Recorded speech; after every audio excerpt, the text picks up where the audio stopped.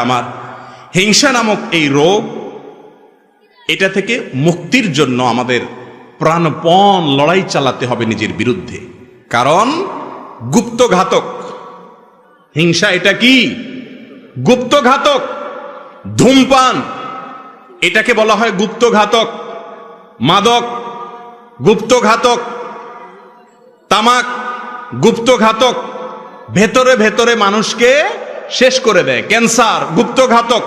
ঠিক তেমনি ভাবে একজন ইমানদারের জন্য, তার আমলের জন্য, তার ইমানের জন্য গুপ্ত ঘাতক হলো হাসাদ বা হিংসা। আল্লাহ তাআলা আমাদের সবাইকে, আমাদের অন্তরগুলোকে পরিষ্কার করার তৌফিক নসিব করুন। ভাইরা আমার, কারোর প্রতি যখন হিংসা হবে, আপনি যখন নিজের বিরুদ্ধে সংগ্রাম করে হিংসাটা দূর করতে পারবেন, একটু চেষ্টা করলে দেখবেন যে দূর হয়ে গেছে ইনশাআল্লাহ। দূর হয়ে গেলে দেখবেন আপনার মনের ভিতরে শান্তি আসবে। ওনার উন্নতি দেখলে আর কষ্ট হবে না, তখন কি হবে? শান্তি আসবে।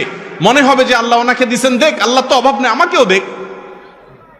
এটা যখন করবেন তখন আল্লাহ তাআলা আপনাকেও ইনশাআল্লাহ দিবেন। আর যদি হিংসা করেন তাহলে ওনাকে আল্লাহ দিছে, আল্লাহ হিংসুককে কোনোদিন দেয় না। আপনাদের সমাজে আপনারা একটু ডানে বামে খেয়াল করে দেখেন, যারা হিংসা করে আল্লাহ রাব্বুল আলামিন হিংসুকদেরকে কখনো দেন না। ওইগুলা জ্বলে পুড়ে খাসিরাত দুনিয়া ওয়াল আখিরা, আমসালা দুইটাই চলে যায়। দুনিয়া আখিরাত দুইটাই বরবাদ হয়ে যায়।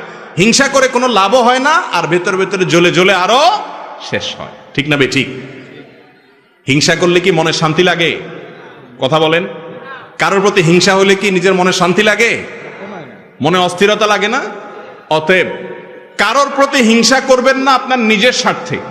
কার স্বার্থে? কারণ হিংসা ছাড়লে আপনার আরাম হবে, আর হিংসা করলে আপনার ব্যারাম হবে, কষ্ট হবে, দুঃখ বাড়বে, জ্বালা শুরু হবে, হার্ট অ্যাটাকও করতে পারেন। ঠিক না বে ঠিক? আল্লাহ তাআলা আমাদের সবাইকে অন্তরের এই গুনাহ এবং অপরাধ থেকে বেঁচে থাকার তৌফিক দান করুন।